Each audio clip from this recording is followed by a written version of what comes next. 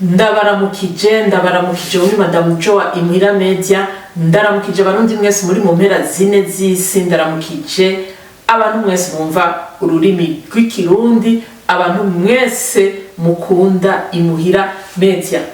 Nkuko nayo babwiye, ubu unye twarahinduye ibihe, twarahinduye saison, ubu turi muri saison d'été.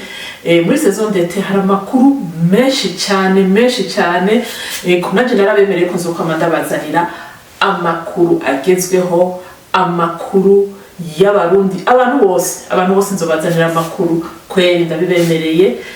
Nzobazanira cyane hari abantu baba bifuza gushikiriza ibiganiro, baba bagomba gushikiriza message, guhereza message bakunzi ba Imuhira Media. Nabo nyene karibu kabisa. Tuzobaha ikibanza mushikirize ivyumviro vyanyu, namba ari ivyo mudandaza, namba ari ibikorwa mukora. Karibu Imuhira Media irabahaye ikaze. Nuko rero uno munsi rero ngira ndabahe amakuru, amakuru ya Madame Jo. Uno munsi ndabaha amakuru special kuri Madame Jo wenyine, niwe ntanguriyeko, niwe natanguye gukorerako. Ati rero ayo makuru ya Madame Jo nayahe? Uno munsi nyina ndavuga ati ete foko mera nk'abandi bantu kabisa. Niho rero nava musanzwe igisagara mbamo, ni igisagara citwa Edmonton, kiri muri province ya Alberta, muri Canada.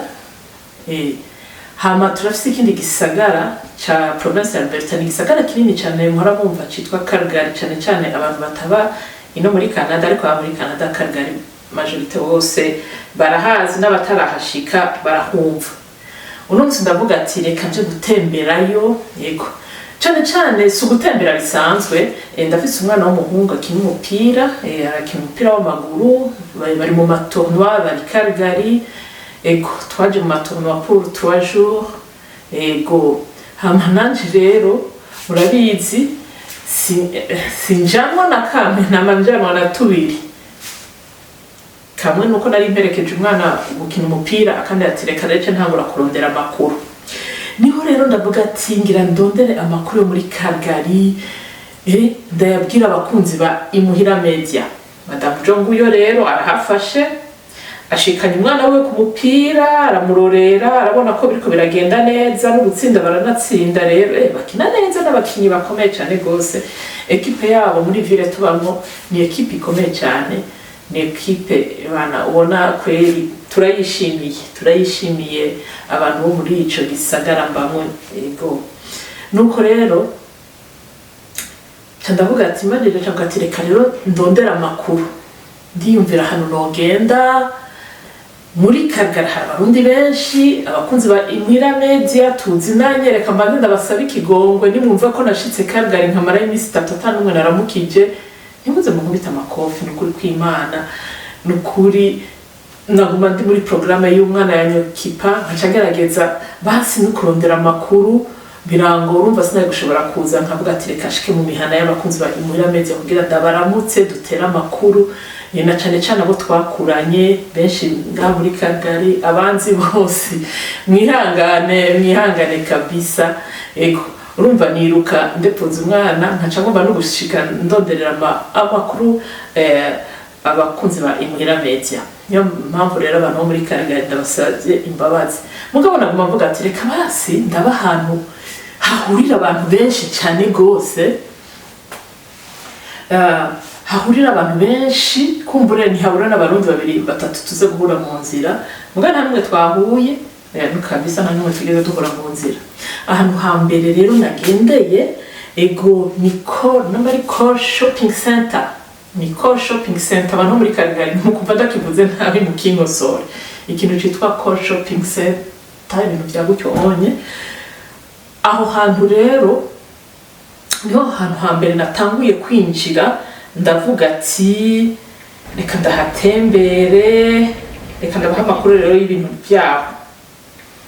Nuko rero ndahashitse rero, ni centre nini, ni mole nini cyane gose, irimo utuntu twinshi cyane gose.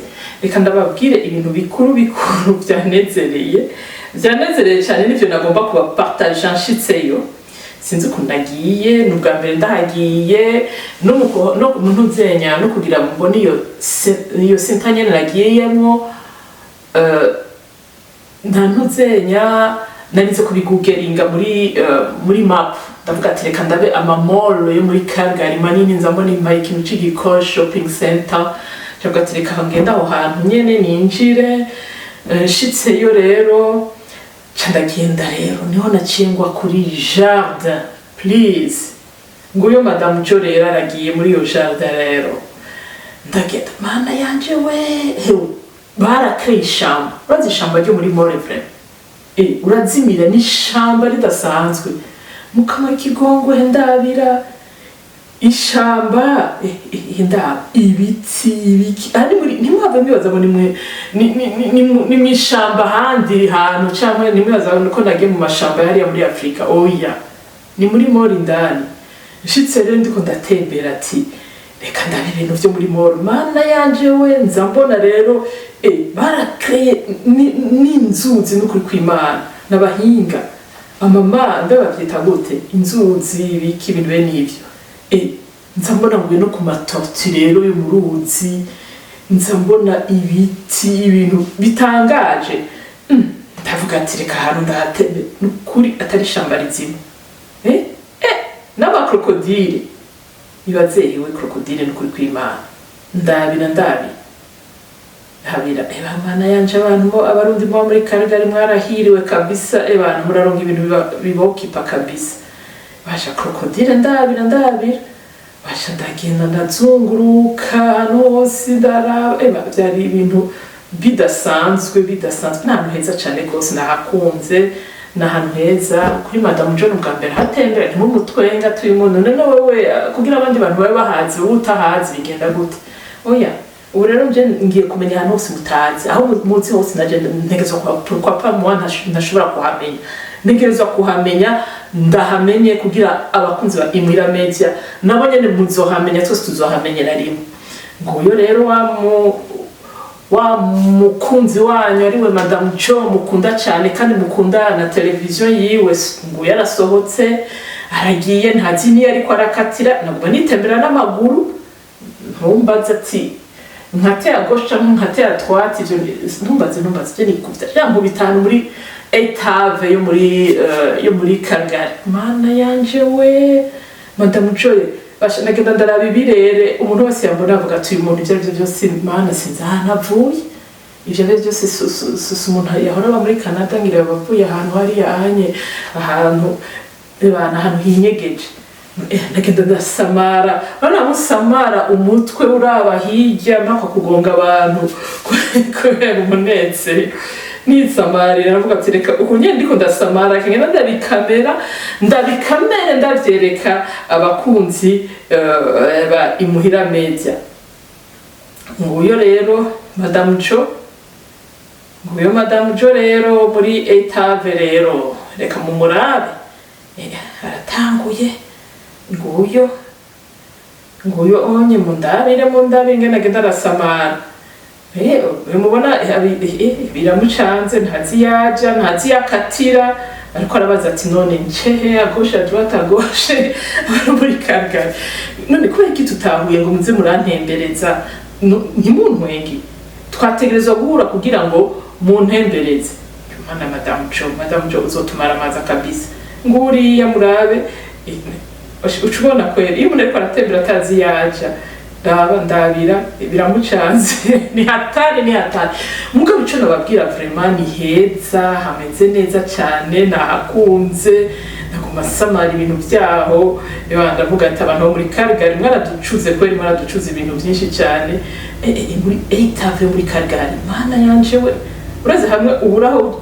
winjira byari ibintu biryoshe cyane kandi byari ibintu bitwengeje cyane gose igunga mundabire madame Jo abantu bose bamuraba bakumirwa tuyu muntu we nibiki ego nuko rero ndazunguruka ndavuga ati ibintu ni byiza cyane gose ibintu byari biryoshe nayo makuru muri uko kuzunguruka rero narondeye abarundi duhura mu ibarabara, sinabaronse ngira bari mu mashifti bose, abatari mu mashifti bari gusenga, abatari gusenga bari baruhutse, umva ibikorwa byari bibishe, nta n'umwe twahuye mu ibarabara. Ariko kandi ndabasabye imbabazi, ndabiyitse baza kubona iki kiganiro muri abo muri Karugara, amatelefone aranyica ati urashobora kuza ukamara iminsi 3 ngaha hanyuma uri kuratembera utazi n'ibarabara ukatiramo ukata gauche à droite utazi n'iyuja, aho kuntelefona ngusabe adresse basupfumuza muhira tukwakire. None ibishapu bizoba byinshi cyane, ariko nukuri munyihanganire ntibyakunze kubera umwanya nari kuri programme y'uwo mwana wa soccer, naho nagenda ndajurangirika ntazi yonje niyomva. Yacuma amagara akambwira ati turahejeje umupira, nkaca niruka tukaca tugenda mu programme yabo. Amaprogramme umva bafite ama activité ari saturé muri minsi 3 yabo. Nukuri byari biryoshe cyane. Ndavuga ati aya makuru sino yisangiza, aya makuru sino yabamwe cenyene, ntababwiye ingene Madame Jagi yarajuragirika muri Karugari atamenye yaje ni yava. Muga niko bimeze iyo umuntu mushasha ahantu ni Saint-Esprit no ahinduka GPS ego. Ariko vraiment nagenda babwiye ko nanezerewe cyane ndi muri Karugari. Nayo makuru y'uno munsi mwe muzokwame mukurikirana Madame Jo Impira Media, nzosubira ndabazanira muri lete, nzobazanira amakuru hamwe hanyene abantu bazobana nanje bonyene barahiriwe, bazoronka inkuru nyinshi cyane ego. Nuko rero ndabashimiye, burije cyane, amasaha arakuze, ni mwijoro gose ego, ni minuit. Murabona ingene Madame Jo abakunda kugira ngo gusa abashikiriza ikiganiro. Nuko rero munezerwe, muhezagirwe, mupartage iki kiganiro. Umuntu wese muhuye muze muramubaza ati uramaze kwiyabonesha muri chaîne ya Impira Media, mucumubwira ati yabonesha ubunyene ace yiyabonesha. Mucumubwira ati kandi ucugenda babagenzi bawe bose bapartage iki kiganiro kugira muze murakurikirana amakuru Madame Jo azozarabazanira. Muhezagirwe.